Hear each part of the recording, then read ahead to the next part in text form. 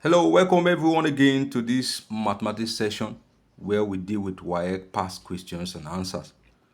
And today we have before us this question: if 27 raised to power x times 3 raised to power 1 minus x all over 9 raised to power 2x all equal to 1. Find the value of x. That's what is before us today, and we're going to be dealing with it. First, we identify where the issue the topic is for this particular question, and that topic will look at the solution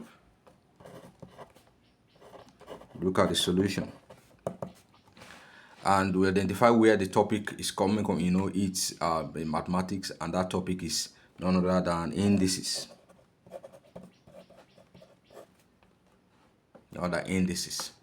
So indices is what the subject is for this particular question, and we're going to be dealing with it using the laws of indices to deal with it.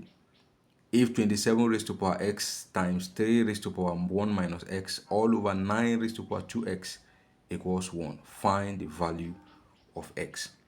So straight away we go into it. First of all, since it's indices, let's rewrite the question again, and then we can flow from there. 27 raised to power x times 3 raised to power 1 minus x all over 9 raised to power 2x all equal to 1. So that's just it.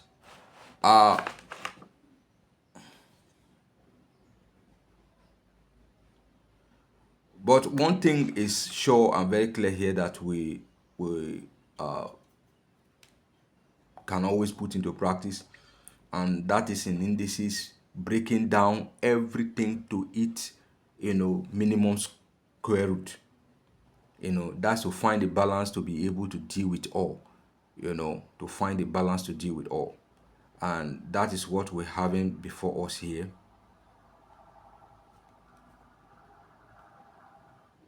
That's what we're having before us here. So we're going to be dealing with that, breaking all of them. Like here we're seeing 27 can be broken down. We're seeing 3 is in the least form of any square root, and then 9 also can be broken down. And when we look at it carefully, we are going to see that all have their root at 3. 27 has something to do with 3 in terms of roots, either square root or third root. 9 also has relationship with 3 in terms of square root or third root. So we're going to break them down first to this minimum to 3 to balance it up, and then we can flow from there. Before then, let's straighten the equation. We can straighten the equation, and that will be, if we want to straighten it, we'll move 9 this way. We'll move 9 to the right hand side, and that will be 27 raised to power x times 3 raised to power 1 minus x equals 1 times 9 1 times 9 raised to power 2x.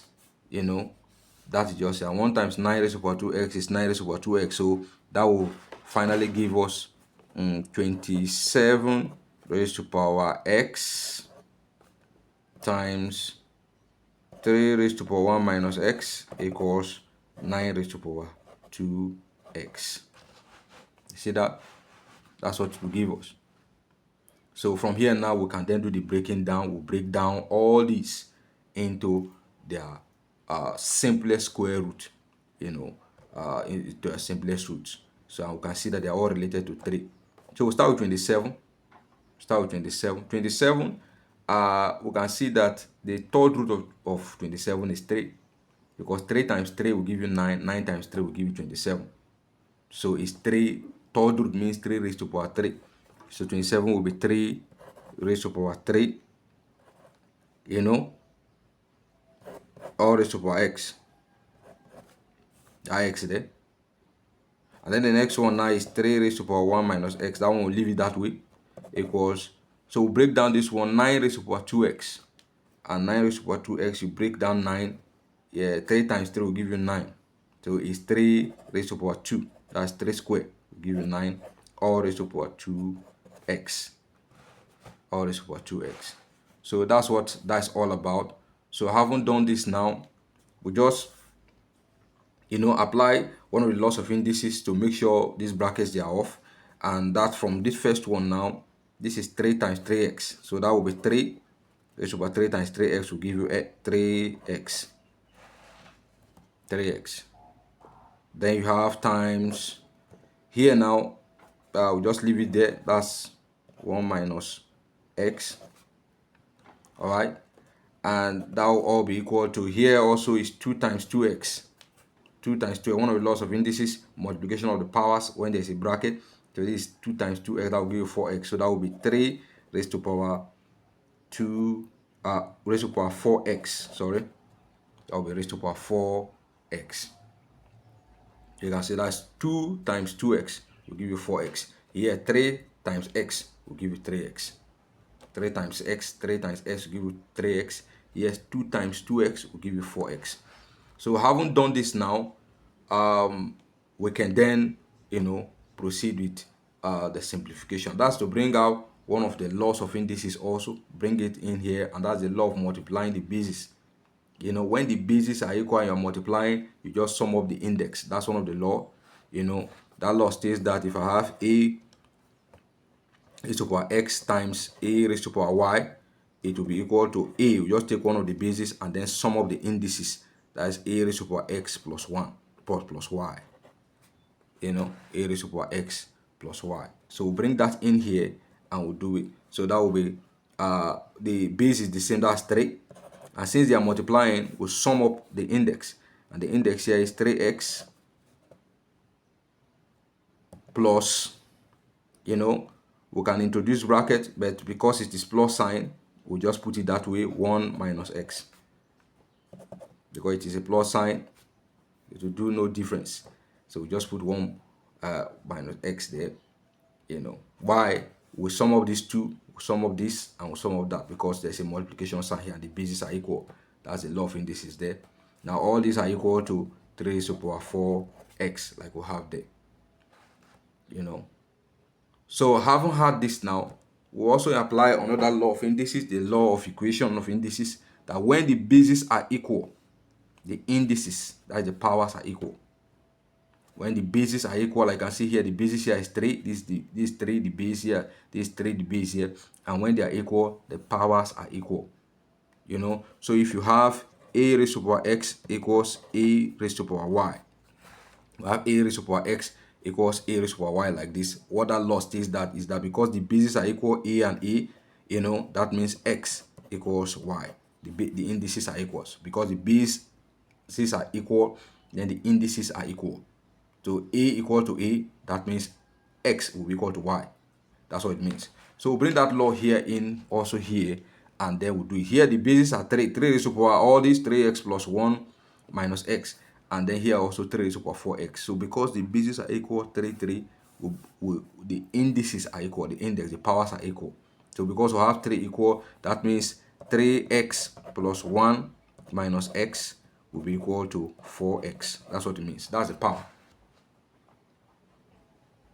Because the bases are equal, the base here is 3 equal to 3, the base here is 3 also, these bases are equal, that means the powers, the indices are equal.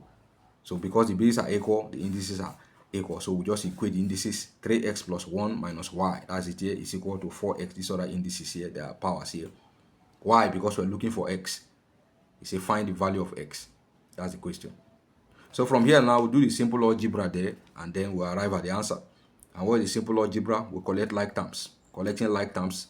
The like terms here, we'll just bring 4x back here, and then take the one that does not have x to the right side. Bring all the x to the left, and take the ones that does not have x to the right. And here we're having the x now is 3x minus x. Here now this is 4 plus 4x. It comes here, it becomes minus 4x equal to, here we're having plus 1. When plus 1 crosses, it becomes minus 1.